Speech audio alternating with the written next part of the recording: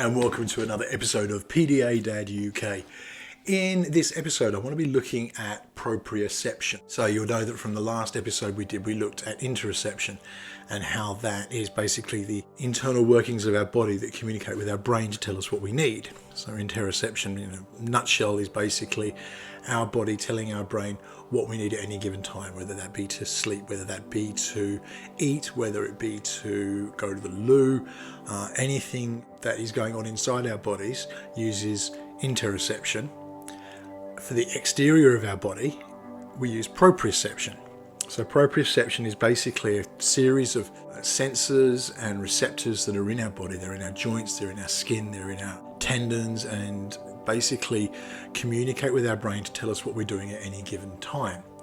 Now, they work on two levels. One is subconscious and one is conscious. Now, I can choose to reach out my hand, grab myself a drink and have a sip, just like so.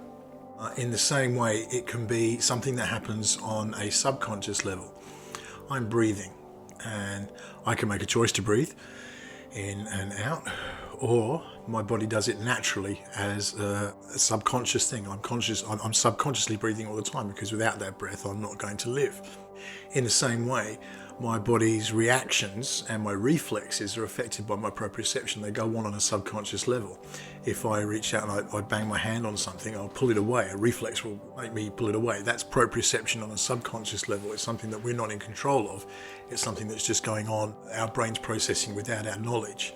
So our balance as we walk about is all done proprioception, and that's also vestibular, which we'll go into in another episode. But basically our knowledge of our space, it takes place on that subconscious and a conscious level. I can choose to do something, but there are also processes going on constantly which allow me to exist within the space I'm in and not harm myself or knock things over, or stay balanced and walk around whatever I need to do. That's the subconscious or unconscious part of proprioception. So I want to look at proprioception, and what I want to particularly look at is how it relates to autism, and probably more specifically sensory processing disorder. So SPD is often comorbid diagnosis alongside autism, but it can exist separately as well, but it is very often associated with autism. And that's because with autism, the brain just processes things in a different way. We've looked at that in many previous episodes. The autistic brain just works differently to a neurotypical brain. And with some things, it can get a misinterpretation of certain senses and certain parts of who we are and how we operate.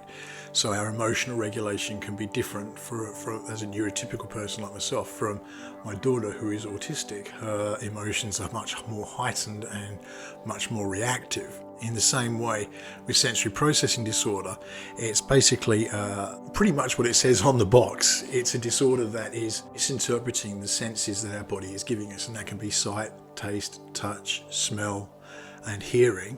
And it can also be the other three senses which are often missed, which is proprioception, vestibular, and interoception. So as I say, we looked at interoception last week, and what I want to do this week is look at proprioception, how it affects us and how it can have a big effect on our kids and people who suffer with sensory processing disorder, and how we can help to make life simpler for them and support them in the extra challenges that SPD can bring. So proprioception, as I've explained, it is our external body understanding its position in space around us and how we are controlling our emotions, our balance, and all those things that come along with that. The best way I've come across to look at what proprioception is to look at what really good proprioception looks like. And for me, if you look at a cat, cats have fantastic proprioception. Cats are very aware of their space. They have more receptors in their body, more sensors that tell them what's going on. So things like the cat's whiskers, I never used to know what they were for, but apparently it's because if they go through a space, they need to know they're going to fit through.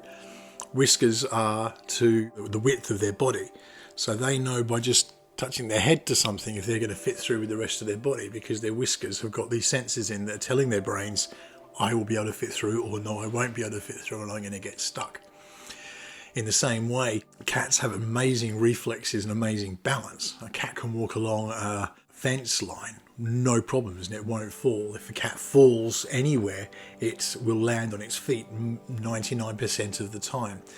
Their proprioception is so finely tuned that they're completely aware of their body and its function within the space around them, so they're able to react and manipulate themselves to be able to land on their feet in a situation where they're falling if it hasn't been something they've chosen to do.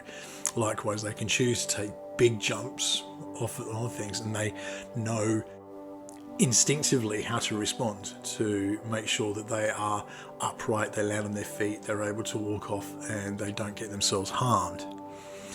Obviously, as humans, we don't have that same level of proprioception, but we certainly have a very finely tuned sense of proprioception.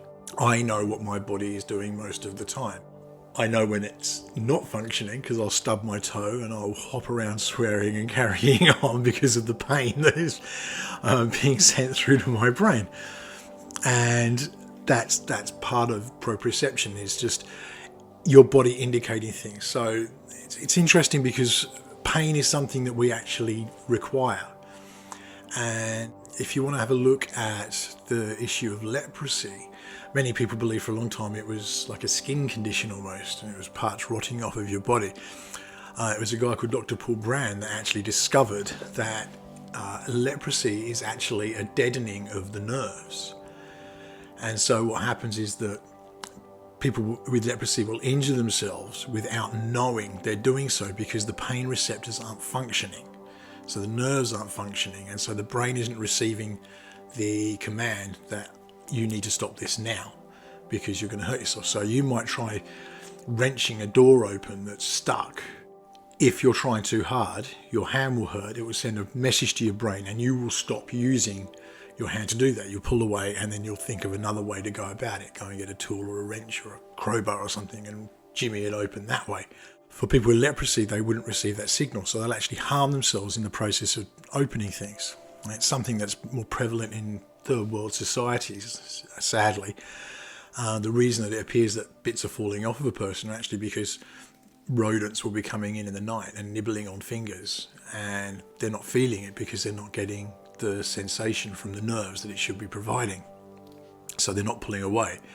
For me, if something bites me in the night, I'm going to know. I'm going to wake up, my body's going to respond from the senses, the reflexes that are being sent through. I'm going to pull my hand away and I'm going to wake up and try and deal with whatever's going on. That doesn't happen for people who have leprosy. So pain is actually a really important factor in our lives, whether we realise it or not. No one likes to be in pain, but understanding that pain is a necessary part of life in order for us to survive, in order for us not to harm ourselves further, that is all part of proprioception. It's the receptors in our brain, understanding what our body is telling us about what environment we're in. If I'm walking along and I scrape my hand along a wall that's got sharp edges to it, then I'm going to pull my hand away. The reflexes are going to work and I'm going to prevent myself from being harmed. We need that. With sensory processing disorder, the brain doesn't necessarily process pain in the way that it should. Certainly for a neurotypical person. So an example, this would be something along the lines of, when I hit myself, I can only hit myself so hard before my brain tells me you need to stop doing that. And my body has reflexes in place and sensors in place that prevent me from harming myself, so I can tap my head without causing myself pain. However, a lot of autistic kids, and specifically people with sensory processing disorder, because they're not processing in the same way, they're not receiving or they're not interpreting the signals in the right way. So they're not actually able to respond to pain in the same way. So it often appears that autistic or sensory processing disorder people do not have a pain threshold. And it happens with things like stimming, with things like head banging, where I would stop because my brain would tell me this is doing you harm. It's not being interpreted, it's being misinterpreted, and so it's not having the same effect. That's when it becomes potentially self-injurious. The other side of that coin is it can be oversensitive. So we've seen things like, my daughter is a really good example of this with her clothing. If she's wearing something that's uncomfortable, it's like it's burning her skin off. Her receptors and sensors in her body are overreacting to the stimuli that's around. So a seam or a label, something that's just too tight in one area or too loose in another. It all affects how she processes what she's wearing and can make some things unbearable to wear, while other things are just comfortable and she doesn't notice them. It's why my daughter tends to wear the same thing day in, day out. We have to wash everything every night because she'll only wear certain items to school, because those are the t-shirts and they are the dresses and socks and shoes that she's found that she can wear that don't aggravate the sensory processing disorder side of her autism. It's difficult, but it's something that we work with, and so there are things we can do. We can keep washing the same clothes. We can find certain clothes we know we can buy to replace them, but that can be difficult in itself, because even the two t-shirts, they're made differently. What is not a problem seam in one t-shirt in exactly the same t-shirt can be a problem because it's just been stitched a little differently, or it's got a lump somewhere that wasn't there before. It can lead to a whole host of challenging behaviours and meltdowns and everything that we experience with kids with autism and with sensory processing disorder. Another area that's really affected by sensory processing disorder is actually our balance and our stability. So we talked about the unconscious or subconscious part of the proprioceptive system, and that is that we are constantly doing things in our bodies, responding to the environment around us to keep us upright, to keep us safe, to stop us banging into things. If the brain isn't processing those signals in the right way, which is exactly what sensory processing disorder is, that means that those signals are being misinterpreted by the brain, and therefore it can appear that someone's very clumsy. So my daughter is a really good example of this. She appears to be very clumsy. She's got a good sense of balance a lot of the time, but is also very clumsy within that. So she's focused on something. She's actually in control of what she's doing. She has a much finer sense of balance than if she's just going about her day and we're clicking into that sort of unconscious area of proprioception. That's where the communication with the brain and the muscles and the body seem to break down. That's when she becomes clumsy. That's when she'll bang into things. That's when she'll hurt her toes because she stubbed them on something that it's been there all the time, but she's just not processing it in the right way. It can have a real effect on people's stability and this appearance of clumsiness. It means that we have to have a house that's a bit safer in that perspective. We try not to have too many hard things around, and we keep clear spaces in our living room. We don't have coffee tables in the middle of the living room. We've got a little nest of coffee tables that we can tuck away, but they're aside, and so as she's walking through, she's not going to bang into things and hurt herself, and that clumsiness isn't going to affect her physical well-being. As I say, it's really interesting because when she actually focuses on something, so she decides she's going to do a cartwheel, she can do it no problem. She actually has a very finely tuned sense of balance when it comes to that, but that's something in switching from the subconscious to the conscious proprioception that allows her to take control of that, and it makes a big difference in how she's able to then present herself as more balanced and less clumsy. Another example of proprioception going wrong and not working the way it should can actually be seen in people who've lost limbs. Somebody who's had an amputation or has lost a limb through an accident can get what's called phantom limb syndrome. That's where the brain still interprets the limb as being there and can cause a lot of pain. It's not fully understood. There's a belief that it can be part of the brain's memory, and so it remembers certain sensations, and so it can actually trigger things like pain, and a person who's missing a limb can feel an itch in a limb that isn't there, that's triggered by these memories, and it can be really difficult to cope with because there's no way to physically go and scratch that because the limb isn't there to scratch. It has to be a mental process that goes into doing it, and it can be done with varying degrees of success. It's really challenging. Sometimes it's actually physically looking and telling the brain that limb's no longer there. An interesting one is the drummer from Def Leppard, who infamously lost his arm in a car accident back in the 80s. When he was in that car accident, as the limb was severed, he got thrown through the roof of a convertible car, and his seatbelt had wrapped around his arm, and that's why he was flown through. His arm remained in the car. As it did that, all the nerves were actually pulled from the arm, and they actually remain in his stump. So he gets full sensation of the things that should be going on in his arm. So he can get a really strong sense of Phantom-Limb syndrome simply because the receptors and the nerves are all still in place. They're just not attached to anything to be able to manipulate that. One of the interesting things was that when he got out of bed initially, he had to adjust his proprioception on basis of his weight. We don't realise how heavy an arm is.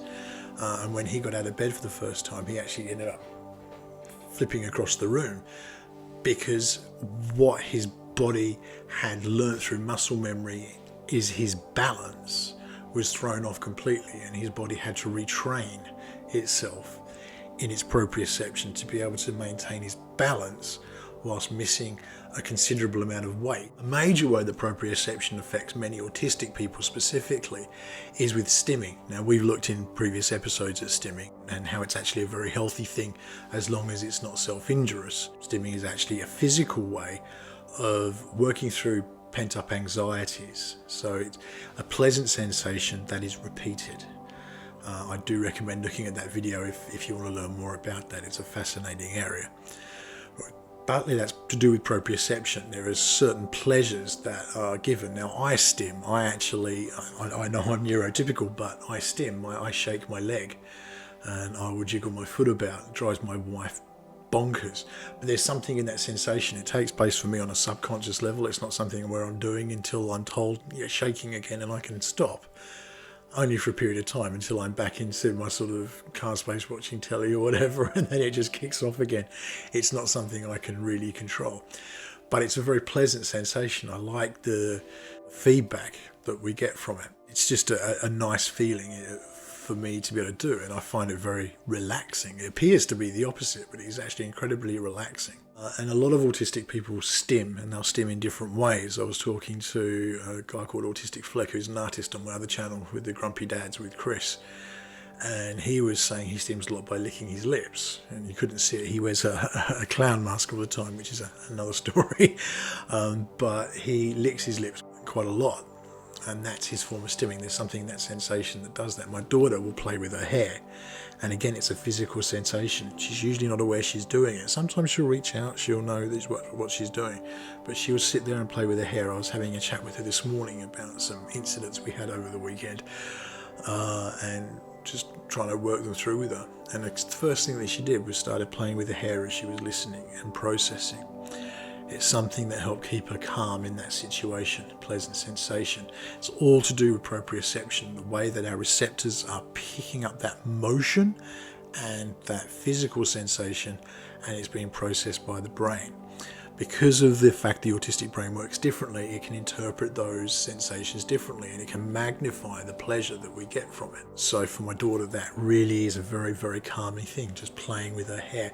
Other kids will rock and shake and flap if they're really excited, or they may flap when they're really upset. It's all to do with our proprioceptive system taking our mental anxiety and working it through in one way or another. So how can you tell if your child is struggling with proprioception? There are a number of indicators. One is if they are stimming in a self-injurious manner. So if they're shaking their head but it turns into actual head banging, where they may actually hit their head against a wall, against the side of a cot or a bed, if they start hitting themselves really too hard in the head, that's a sign that the stimming has become self-injurious and is a sign of an inhibited proprioception. So they are hyposensitive to the inputs that are coming, so they're increasing them in order to compensate for the lack of stimulus from the brain saying to bring it back. That's one example. Another thing can be things like slumping at a desk. It can be sliding out from a chair rather than just simply getting up. It can appear to be very lazy, but it's not necessarily that. If all the other kids are running around or in the playground and they're climbing on the climbing frames, but a child is choosing just to sit and constantly does that, not just a one-off, but something they do frequently, that can be a sign that they are struggling with proprioception.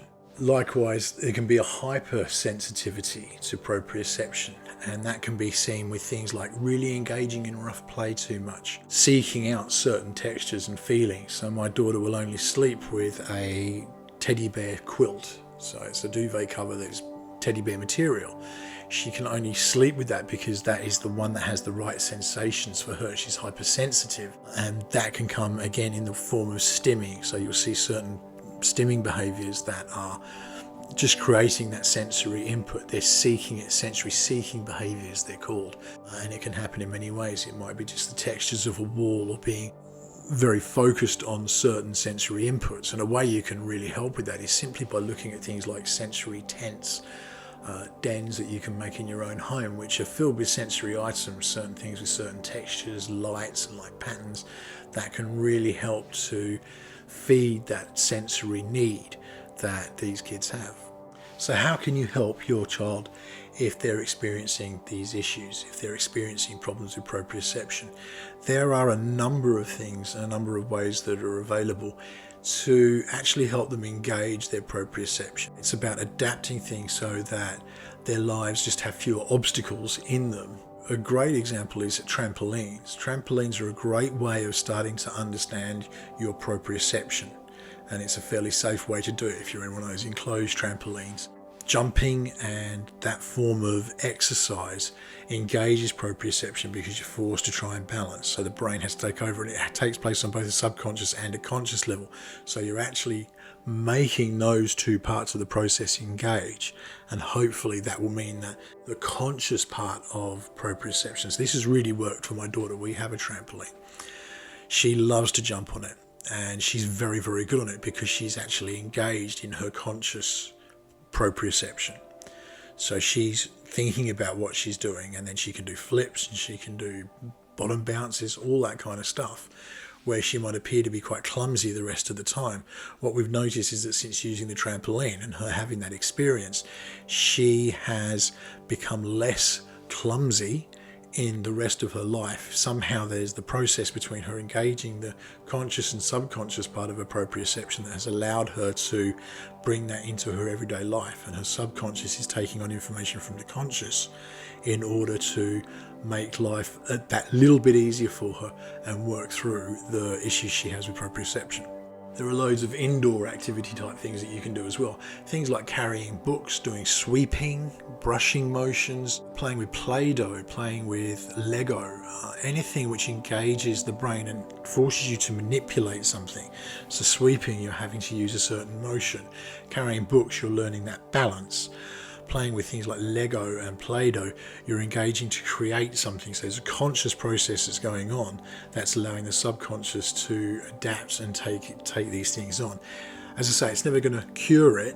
What it's going to do is help to move past the more restrictive areas of when there's an issue with the processing of proprioception, and allows life to become that little more easy and able to mean that those simpler tasks, those everyday things, can become a lot more simple as well. One part of proprioception that is certainly true for my daughter is a need to feel compressed or feel weight upon her. Part of the reason she likes the teddy bear duvet covers is they're really heavy, not to the level of a weighted blanket, which you shouldn't be using overnight. It's something about the fact that it's that bit heavier and it's still soft and fluffy, allows her to feel that compression. And there are ways that you can bring this into the everyday. You can get things called compression vests, compression jumpers. There are lap weights. There are compression blankets that are available for overnight, which is basically a sheet that wraps around the duvet and so compresses the child into the bed as they're sleeping and gives them that feeling of compression and safety as a result. There are weighted blankets which shouldn't be used overnight, and they need to be purchased based on your child's weight. There are charts all over the internet to work that out.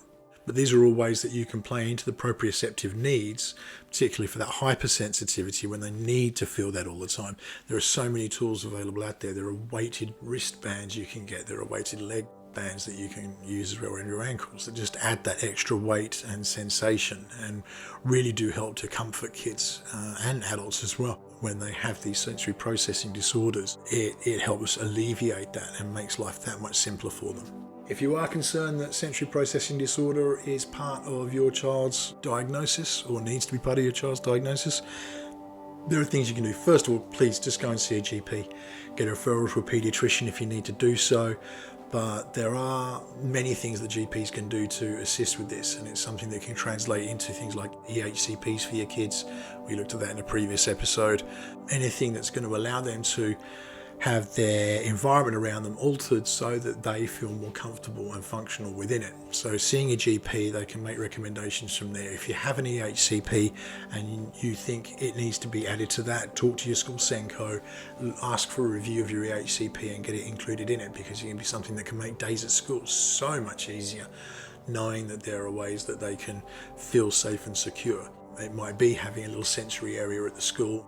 It could be just having a weighted blanket that's tucked away, and if they need it, they can get under it and hopefully alleviate themselves in that way.